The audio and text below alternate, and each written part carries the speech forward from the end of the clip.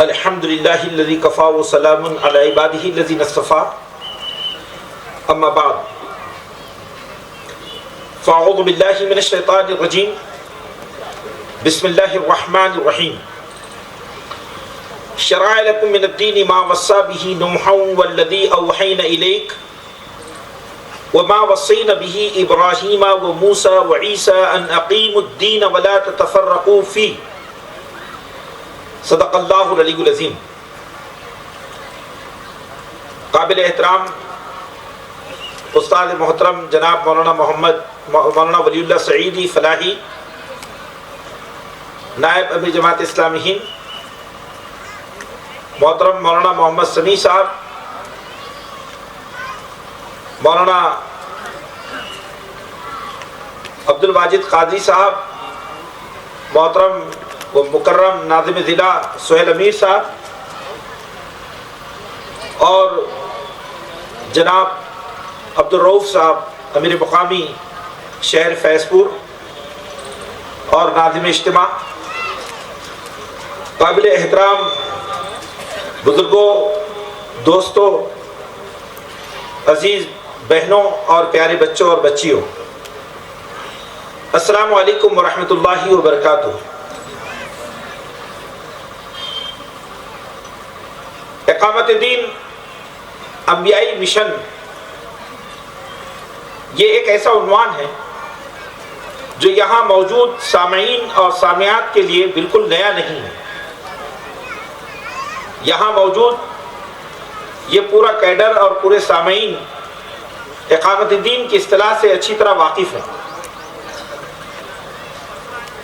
چونکہ یہ شہر، یہ جلگاؤں ضلع ہے اور تحریک اسلامی کا تعارف اور اس کے مشن کے حاملین یہاں دور اول سے ہیں، اور اس اجتماع میں جو شرکا ہے وہ شرکائے اجتماع اسی مشن کے حامل ہیں۔ تو بنیادی طور پر آج کا یہ موضوع ایک تذکیری موضوع ہے۔ تذکیری موضوع کا مطلب یہ ہے کہ یہ ہماری یاد دہانی کے لیے، خطیب اور مقرر کی یاد دہانی کے لیے بھی، اور یہاں موجود محترم و معزز سامعین و سامعات کے لیے بھی۔ اللہ تعالیٰ قرآن میں یہ بات ارشاد فرماتا ہے، وَذَكِّرْ فَإِنَّ الذِّكْرَىٰ تَنفَعُ الْمُؤْمِنِينَ۔ اے نبی، تذکیر فرمائیے، یاد دہانی کیجئے، بے شک ایمان والوں کو یاد دہانی فائدہ پہنچاتی ہے۔ اب دوسری بات یہ ہے کہ انبیائی مشن یا انبیائی نصب العین اقامت دین، اس پر جو قرآن کی آیت کریمہ دلیل ہے وہ سورہ شورى کی آیت نمبر 13 ہے۔ اس میں اللہ تعالیٰ نے واضح طور پر یہ بات ارشاد فرمائی ہے کہ اللہ تعالیٰ نے جن جلیل القدر پیغمبروں کو زمین میں بھیجا ہے، ان تمام جلیل القدر پیغمبروں کا منصب جلیل عظیم الشان فریدہ وہ روئے زمین پر اللہ کے دین کی بے مقاصد منعن اور مکمل اقامت تھی۔ اللہ نے فرمایا کہ شرع لکم من الدین ما وصی بہ نوحا، کہ اے محمد صلی اللہ علیہ وسلم، ہم نے تمہارے لیے، تمہاری امت کے لیے وہی دین کا طریقہ مقرر کیا ہے جس کی وصیت ہم نے نوح کو کی تھی، والذی اوحینا الیک، اور جس کو وحی کے ذریعے ہم نے آپ کو بخشا ہے، وما وصینا بہ ابراہیم وموسیٰ وعیسیٰ، اور جس کی وصیت ہم نے اور جس کی وحی ہم نے ابراہیم، موسیٰ اور عیسیٰ علیہ السلام کو کی تھی، ان اقیموا الدین ولا تتفرقوا فیہ۔ تمام عظیم الشان پیغمبروں کو یہ حکم دیا گیا تھا رب کریم کی طرف سے کہ اس دین کو قائم کرو، وَلَا تَتَفَرَّقُوا فِيهِ، اور اس دین میں کسی تفریقے کا شکار نہ بنو۔ حضرات گرامی، دوسرا نقطہ یہ ہے کہ اقامت دین کی فرضیت کس پہلو سے ہے؟ تو اقامت دین کی فرضیت یہ کا حصہ ہے. اس کو نوٹ فرما لیجیے. ایک توحید جو عقیدے میں ہے تو اس کو ہم توحید فی العقیدہ کہتے ہیں کہ اللہ کی وحدانیت کو قلب و ذہن کے ساتھ قبول کرنا کہ وہ یکا و تنہا ہے, اس کا کوئی شریک نہیں, وہ معبود برحق ہے, وہ حاکم مطلق ہے, وہ فرما روائے کائنات ہے, وہ رب العالمین ہے. تو یہ توحید فی العقیدہ ہے. لیکن توحید فی العمل کہ ہم اس عقیدے کو جب عمل میں اتارتے ہیں تو اسے کہا جاتا ہے اقامت دین. اسے کہا جاتا ہے اقامت دین. اقامت دین کا مطلب یہ ہے کہ ہم نے اللہ کی توحید کو زمین کی حقیقت میں, انسانی تمدن میں, انسانی افکار و نظریات میں, انسانی اعمال میں اور انسانی زندگی کے تگ و دو میں دین کو شامل کیا. جب تک دین کا یہ تصور امت مسلمہ کے سامنے زندہ نہ ہو, یہ امت زمین پر امت مسلمہ کی حیثیت سے اپنا کردار ادا نہیں کر سکتی. دیکھیے قرآن کیا کہتا ہے. قرآن کہتا ہے کہ انبیاء نے اللہ نے انبیاء سے کیا کہا, اذ قال له ربه اسلم. ہم نے ابراہیم سے کہا اے ابراہیم اللہ کے حوالے ہو جاؤ, اللہ کے آگے سر تسلیم, اطاعت کو سر تسلیم خم کر دو, یعنی اپنے سر کو اللہ کے آگے جھکا دو, اللہ کے آگے اپنے آپ کو ڈال دو. تو ابراہیم علیہ السلام نے کیا کہا, قال اسلمت لرب العالمین. تو ابراہیم نے جواب میں کہا کہ میں نے اپنی ذات کو اللہ کے حوالے کر دیا. آپ دیکھیے قرآن مجید میں اللہ تعالیٰ نے سورہ حجرات میں یہ بات کہی کہ قالت الاعراب آمنا. اے نبی صلی اللہ علیہ وسلم, یہ دیہاتی, یہ اعرابی آپ سے کہتے ہیں ہم ایمان لائے. قل لم تؤمنوا, ان سے کہو کہ تم مومن نہیں ہو, ولکن قولوا اسلمنا, بلکہ تم یہ کہو کہ ہم نے اپنے آپ کو اللہ کے حوالے کر دیا ہے.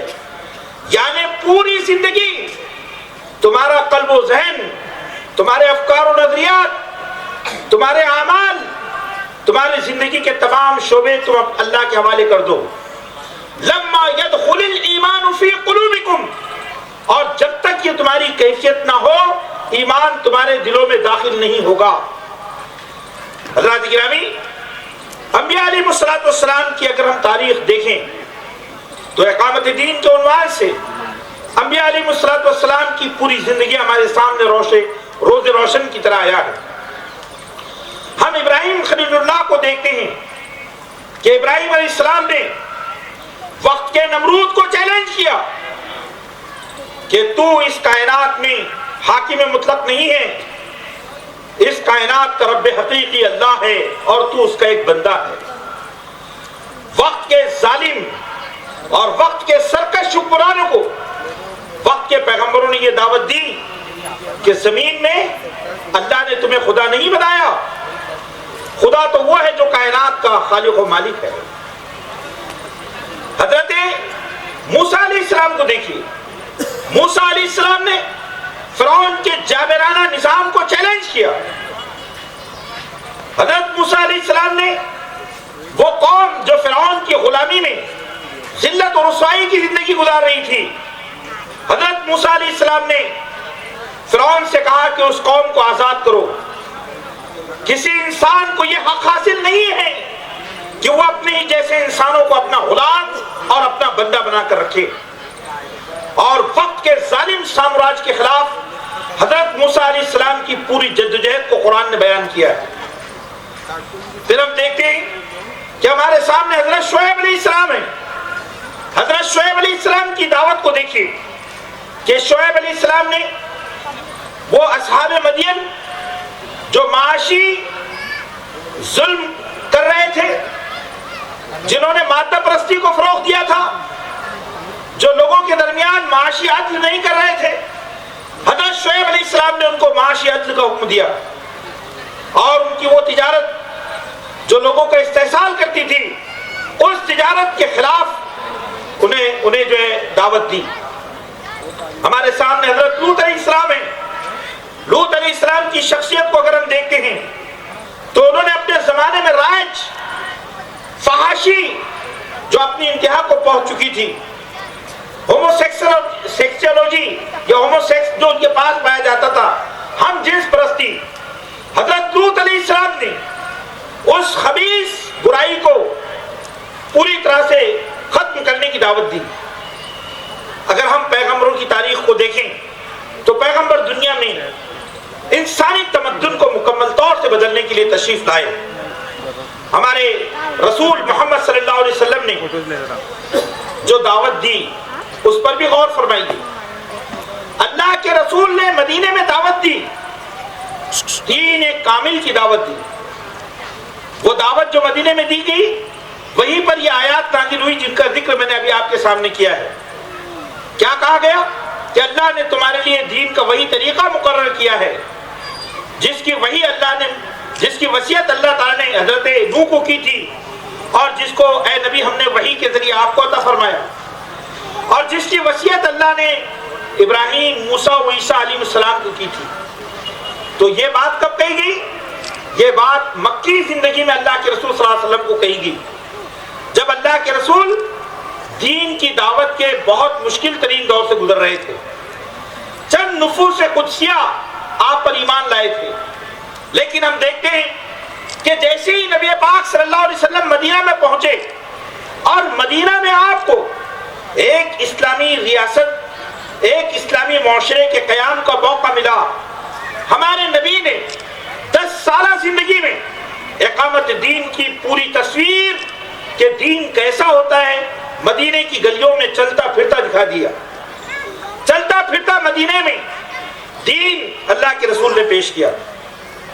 اگر ہم اس بات کو دیکھیں کہ نبی صلی اللہ علیہ وسلم نے معاشی نظام کو کیسے بنایا، آپ نے سود کی کیسی مٹ ماری، آپ صلی اللہ علیہ وسلم نے خواتین کو کیسے حقوق دیے، ان کے مرتبے اور مقام کو کتنا بلند کیا، آپ نے نوجوانوں کی تربیت کے لیے کیسے اہتمام فرمایا، آپ نے عدالت کا نظام کیسے شفاف بنایا، آپ نے تجارت اور اقتصادیات میں کیسے اسلامی اصول نافذ کیے، آپ نے بین الاقوامی قوانین کو کیسے جاری کیا.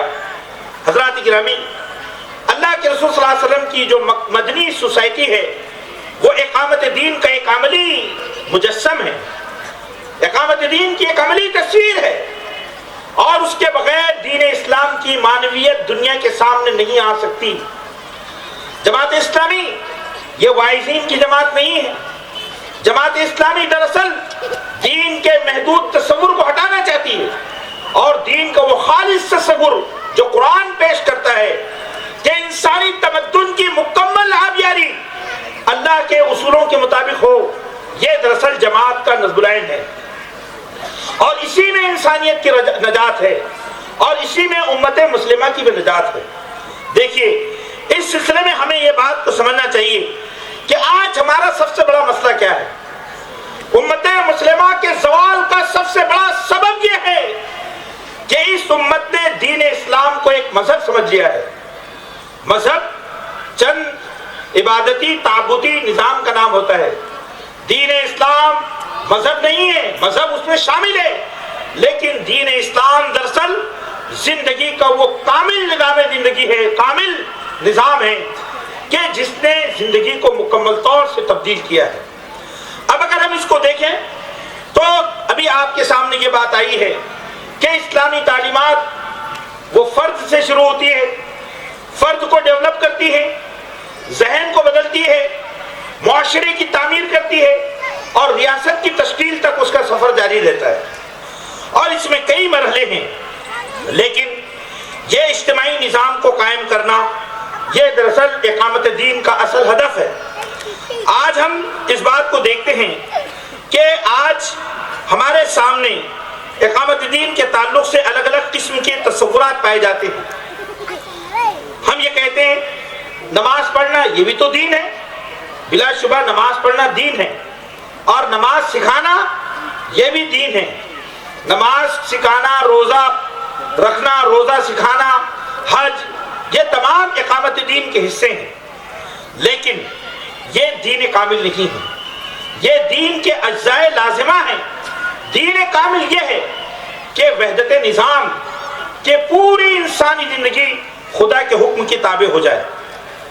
اب آگے اگر ہم دیکھیں تو یہ چیز ہمارے سامنے آتی ہے کہ ہمیں ملک کے اندر جو اس وقت صورتحال درپیش ہے، اس صورتحال میں اقامت دین کا مطلب کیا ہے؟ سب سے پہلی بات یہ ہے کہ آج جو حالات ہیں، ان حالات میں انسانیت جن مسائل کا شکار ہے، سب سے بڑا مسئلہ انسان کا انتشار فکر و عمل۔ جتنے اس وقت زمین پر آپ لوگ دیکھ رہے ہیں، ہر آدمی ذہنی اور روحانی سکون کا متلاشی ہے، ہر آدمی اپنے آپ میں حیران اور پریشان ہے۔ مادی وسائل کی کمی نہیں ہے، مادی وسائل میں انسان ڈوب چکا ہے، لیکن انسانی زندگی میں حقیقی امن اور سکون نہیں ہے۔ یہ حقیقی امن اور سکون انسان کو اسی وقت میسر ہوگا جب انسان خدائے واحد کی پہچان حاصل کرے گا، جب انسان روئے زمین پر اپنے فرائض کو جانے گا کہ بحیثیت انسان کی میری ذمہ داری کیا ہے۔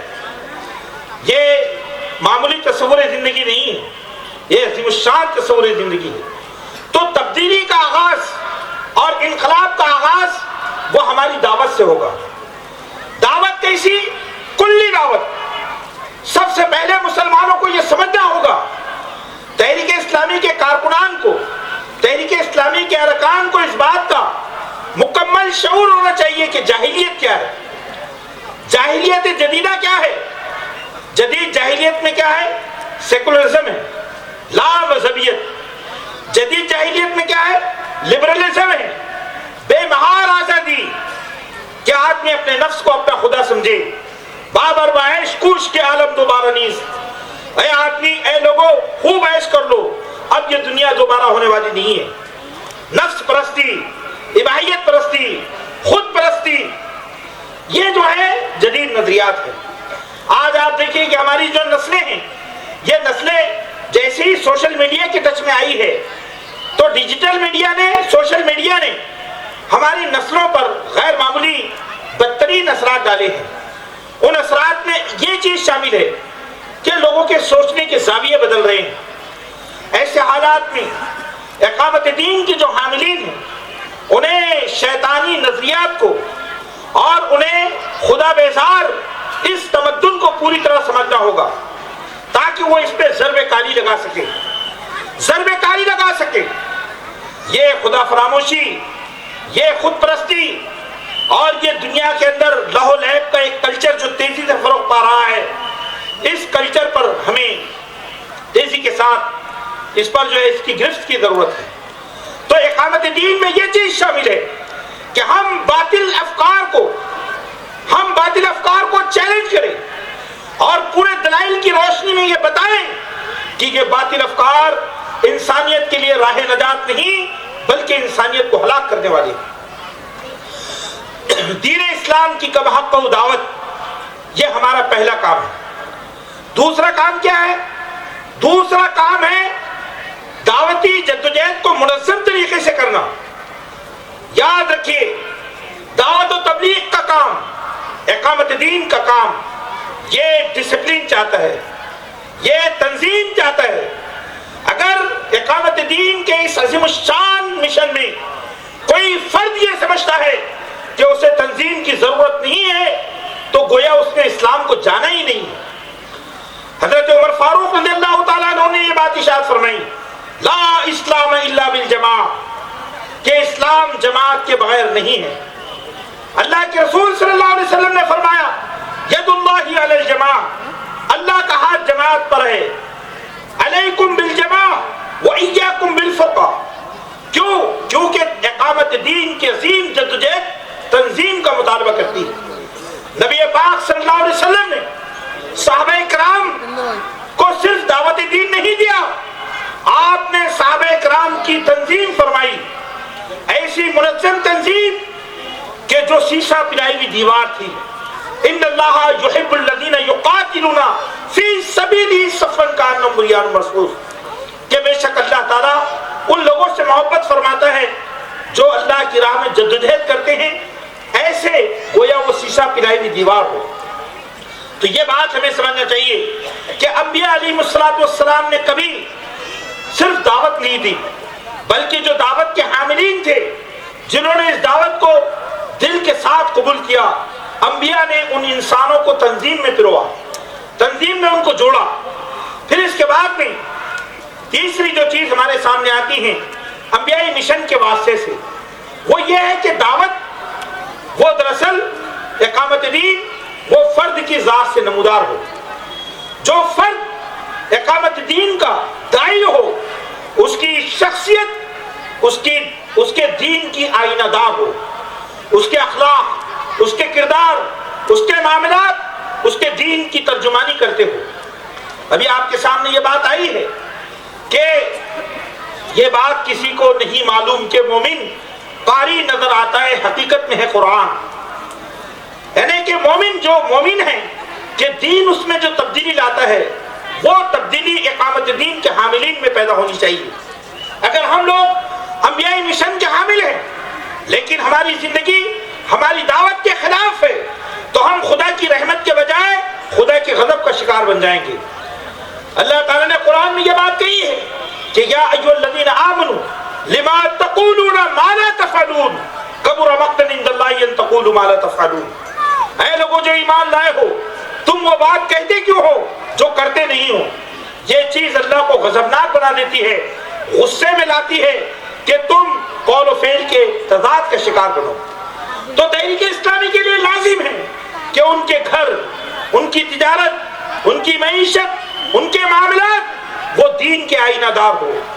مولانا ابواللیث سیستائی رحمۃ اللہ علیہ وہ اپنی تقریر میں ہمیشہ یہ شعر ارکان جماعت کے سامنے پیش کرتے تھے کہ آدمی نہیں سنتا آدمی کی باتوں کو، آدمی نہیں سنتا آدمی کی باتوں کو، پے کرے عمل بن کر غیب کی صدا ہو جا، پے کرے عمل بن کر غیب کی صدا ہو جا۔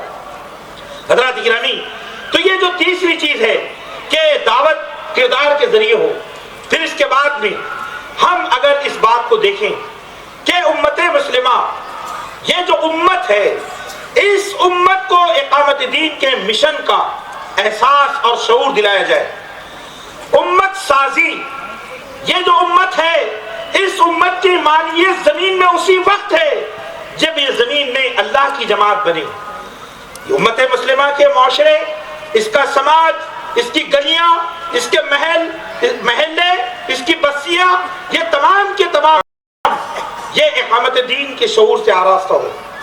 بھائیو، امت سازی، اللہ قرآن میں یہ کہتا ہے کہ امت مسلمہ دراصل یہی تحریک اسلامی ہے، امت مسلمہ دراصل یہی جماعت اسلامی ہے جو قرآن میں موجود ہے۔ کیا کہا قرآن نے؟ وَلْتَكُن مِّنكُمْ أُمَّةٌ يَدْعُونَ إِلَى الْخَيْرِ وَيَأْمُرُونَ بِالْمَعْرُوفِ وَيَنْهَوْنَ عَنِ الْمُنكَرِ أُولَٰئِكَ هُمُ الْمُفْلِحُونَ۔ اے نبی صلی اللہ علیہ وسلم، اور تم میں ایک ایسی امت ہونی چاہیے جو امت دنیا کو خیر کی دعوت دے، جو امت زمین میں نیکیوں کو حکم دے، جو امت سماج سے برائیوں کا خاتمہ کرے، برائیوں کو روکے۔ اولئک هم المفلحون۔ اور جس دن آپ کے ماننے والے ایسی امت بنیں گے تو ہی وہ کامیاب ہوں گے۔ اولئک هم المفلحون۔ فلاح اور کامرانی اسی صورت میں امت مسلمہ کا حصہ ہوگی۔ حضرات گرامی، یہ بات میں آپ کے سامنے رکھنا چاہتا ہوں کہ اقامت دین انبیاء علیہ السلام کا مشن ہے، اور ہم سب انبیاء علیہ السلام کے وارثین ہیں، انبیاء علیہ السلام کے جانشین ہیں۔ اللہ تعالیٰ نے آخری نبی کی امت میں ہم کو جو پیدا فرمایا تو اس کی حکمت یہ تھی کہ ہم زمین میں نبیوں کی دعوت کو لے کر اٹھیں، نبیوں کے پیغام کو لے کر اٹھیں، دین اسلام کا کامل شعور لے کر اٹھیں۔ اور یہ بات بھی ہمیں سمجھنا چاہیے کہ ہمیں مایوس ہونے کی ضرورت نہیں ہے۔ یہ دنیا اپنی آنکھوں سے دیکھ رہی ہے کہ 21ویں صدی میں اسلام ایک عظیم دعوت بن کر ابھرا ہے۔ زمین کے مشرق و مغرب میں اسلامی افکار و نظریات کو قبول عام حاصل ہے۔ آج اس بات کو محسوس کیا جا رہا ہے کہ اسلام اپنے عقیدے کی طاقت، اسلام اپنے جو فطری جو اس کی تعلیمات ہے، اس کو دیکھ کر قلوب انسانی وہ جتنی تحقیق کر رہے ہیں وہ اسلام سے اتنے قریب تر ہو رہے ہیں۔ آئیے خود اعتمادی کے ساتھ، خدا اعتمادی کے ساتھ تحریک اسلامی میں اپنے اس عظیم الشان کردار کی بحالی کے لیے تیار ہو جائیے کہ اللہ نے ہمیں کیا منصب عطا کیا ہے۔ تحریک اسلامی آج کے حالات میں انسانوں کے درمیان خدا کی آواز ہے، خدا کے ترجمان ہیں، خدا کے سفیر ہیں۔ ہم نوح علیہ السلام، ابراہیم علیہ السلام، موسیٰ علیہ السلام، عیسیٰ علیہ السلام جیسے پیغمبروں کی دعوت کو لے کر، اللہ کے رسول صلی اللہ علیہ وسلم کی مشن کو لے کر میدان میں آئے ہیں، اور یہی مشن دراصل وہ مشن ہے جو دنیا و آخرت میں ہماری کامیابی کے لیے خدا کی طرف سے آخری لائحہ عمل ہے۔ اس کا شعور دلائل کے ساتھ ہم حاصل کریں اور اس پر کمر بستہ ہو جائیں۔ تو میں نے آپ کے سامنے یہ چند باتیں رکھی جس میں نے واضح طور پر یہ بات آپ کے سامنے رکھی کہ اقامت دین انبیائی مشن، انبیائی منصب اور انبیائی جو ہے فریضہ ہے، اور اس فریضے کے لیے اللہ نے اگر ہمیں چنا ہے، ہمیں منتخب کیا ہے، تو یہ ہماری سعادت ہے کہ اللہ تعالیٰ نے ہمیں اس کا شعور بخشا۔ آئیے کہ ہم اپنے کردار کو نبھائیں، ہم اس کا حق ادا کریں، ہم اپنے وقت کا اور مہلت عمل کا بھرپور استعمال کریں تاکہ ہم اپنے سماج اور معاشرے کو صحیح خطوط پر جو ہے لا سکیں، صحیح راستے پر لا سکیں، اور یہ ہماری بہت بڑی ذمہ داری ہے جس کے تعلق سے کل قیامت کے دن اللہ کی عدالت میں ہماری پوچھ ہوگی۔ اللہ ہمارے لیے آسانیاں پیدا فرمائے۔ ربنا تقبل منا انك انت السميع العليم وتب علينا انك انت التواب الرحيم واخر دعوانا الحمد لله رب العالمين۔